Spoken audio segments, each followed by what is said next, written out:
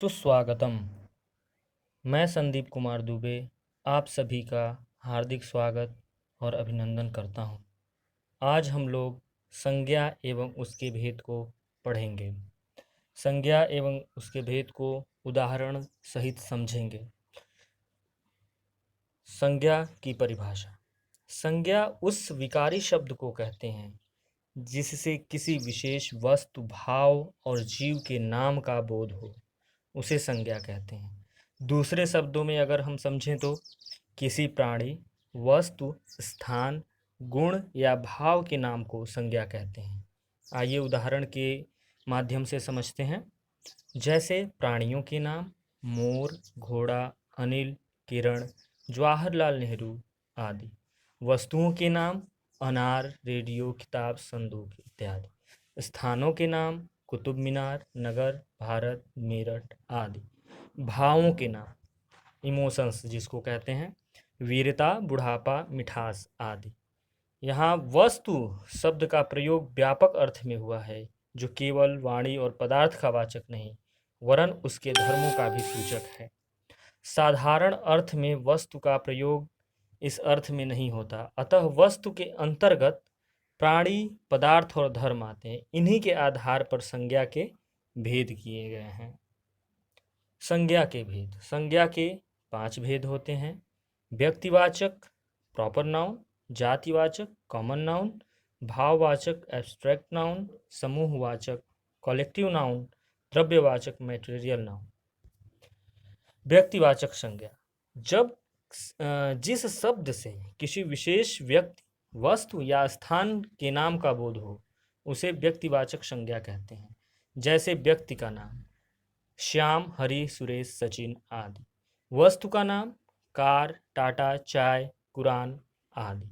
स्थान का नाम ताजमहल, कुतुब मीनार, जयपुर आदि। दिशाओं के नाम उत्तर, पश्चिम, दक्षिण, पूर्व। देशों के नाम भारत, जापान, अमेरिका, बर्मा। राष्ट्रीय जातियों के नाम भारतीय, रूसी, अमेरिकी।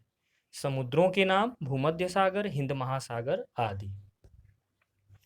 नदियों के नाम में देखें तो गंगा, ब्रह्मपुत्र, वोल्गा, कृष्णा, सिंधु इत्यादि हैं। पर्वतों के नाम हिमालय, विंध्याचल, काराकोरम। नगरों, चौकों और सड़कों के नाम भी इसके अंतर्गत आते हैं, जैसे वाराणसी, चांदनी चौक, हरिशन रोड, अशोक मार्ग। पुस्तकों तथा समाचार पत्रों के भी नाम इसके अंतर्गत आते हैं। रामचरितमानस हुआ, ऋग्वेद, धर्मयुग, इंडियन नेशन, आर्यावर्त। और ऐतिहासिक युद्ध और घटनाओं के नाम भी इसी संज्ञा के अंतर्गत आते हैं। पानीपत की लड़ाई, सिपाही विद्रोह, अक्टूबर क्रांति। दिनों के नाम हो वह भी इसके अंतर्गत आते हैं। मई, अक्टूबर, जुलाई, सोमवार, मंगलवार। दिन और महीनों के नाम। त्योहार और उत्सवों के नाम भी इसी के अंतर्गत आते हैं। होली, दिवाली, रक्षाबंधन, विजयादशमी इत्यादि। आगे बढ़ते हैं जातिवाचक संज्ञा की तरफ। जिस शब्द से एक जाति के सभी प्राणियों अथवा वस्तुओं का बोध हो, उसे जातिवाचक संज्ञा कहते हैं। जैसे बच्चा, सभी बच्चों का बोध। जानवर, सभी जानवरों का बोध। नदी, सभी नदियों का बोध। अध्यापक, सभी अध्यापकों का बोध। बाजार, सभी बाजारों का बोध। गली, सभी गलियों का बोध। इसी प्रकार जो शब्द होता है वो अपने सभी उस समूह का बोध कराता है। पहाड़, खिड़की, स्कूटर आदि शब्द एक ही प्रकार प्राणी, वस्तु और स्थान का बोध करा रहे हैं, इसलिए ये जातिवाचक संज्ञा हैं। जैसे लड़का, पशु पक्षियों, वस्तु, नदी, मनुष्य, पहाड़ इत्यादि। उदाहरण देखिए। लड़का से राजेश, सतीश, दिनेश आदि सभी लड़कों के नाम का बोध होता है। पशु पक्षियों से गाय, घोड़ा, कुत्ता आदि सभी पशु पक्षियों के जाति का बोध होता है। वस्तु से मकान, कुर्सी, पुस्तक, कलम आदि सभी का बोध होता है। नदी से गंगा, यमुना, कावेरी आदि सभी नदियों का बोध होता है। मनुष्य कहने पर संसार की मनुष्य जाति का बोध होता है, और पहाड़ कहने से संसार के सभी पहाड़ों का बोध होता है। अब अगले संज्ञा के भेद की तरफ बढ़ते हैं। द्रव्यवाचक संज्ञा। परिभाषा को समझते हैं। जो शब्द किसी ठोस, तरल पदार्थ, धातु, अधातु या द्रव्य का बोध कराते हैं, द्रव्यवाचक संज्ञा कहलाते हैं। द्रव्यवाचक संज्ञाएं ढेर के रूप में नापी या तोली जाती हैं। ये अगणनीय है, जिसकी गणना न की जाए। कोयला, पानी, तेल, घी, लोहा, सोना, चांदी, हीरा, चीनी, फल, सब्जी आदि। उदाहरण, मुझे पानी पीना है। हमें स्वस्थ रहने के लिए घी खाना चाहिए। लोहा बहुत कठोर पदार्थ है। कोयले का रंग काला होता है। सबसे महंगा हीरा कोहिनूर है। दिए गए उदाहरणों में सभी वाक्य द्रव्य का बोध करा रहे हैं।